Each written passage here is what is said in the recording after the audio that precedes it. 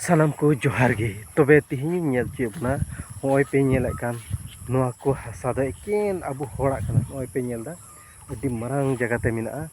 Are नोआ को the एकेन अबु होड़ा हासा जगह कना मेनखान नोंडे नेल दा माने चेत हो चास बनुआ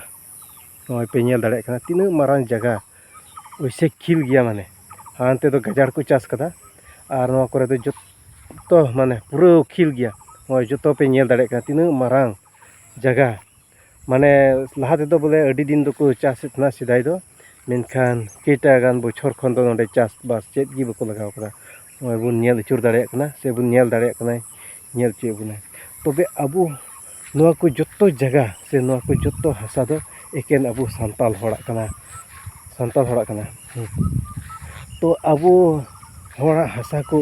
लटू लटू मिना मेनखान एन हो अबु चेत हो चास बास बबुन लगाव दा अदो अबु हासा को जुदी नोंका गे ताहेना तो जरूर गी एटा जेत को दो नोआ रे मेद लगा तको अदो ओना इयते दाड़िया भोर चास लगी बुन कुरुमुटुया अबु हासा को नोंका खिल बबुन दोहया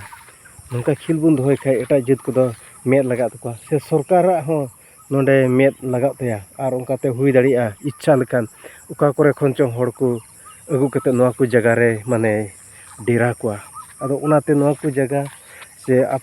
अपन पिना हासा जगह तीन अबुआ दखल रे मिना उना को नोका खिल बांग दोहो कते माने जहाना गी बांग जहाना चास बुन लगाव लकान तबे तीन मौज हुआ हासा तहन तो अबु जुदी नोका खिल बुन दोहो खाय जरूर गी अबु बुन रेंगेजोआ चिदा जे नोय नेलोग कना हासा मिना उनु मारांग मेनखान गोटा की खिल गया हाँ काते पे नेल दा हने मारांग नेल चे बना चेत हो चास बना उन मारांग जगह रे हने मिद बार गजार को चास कदा आर नुका करे नुको गाय डांगरा को खुंटाव बड़ाव का को इना छाड़ा चेत हो बनुआ अदो नेहर बुन कनें जेमन नोका अबुआ हासा जगह को खिल आलो बुन दोहय मा आर बांखा नोआ को हासा रे माने सरकारा मिटे नजर हिजुआ मा सानाम को जोहार गे।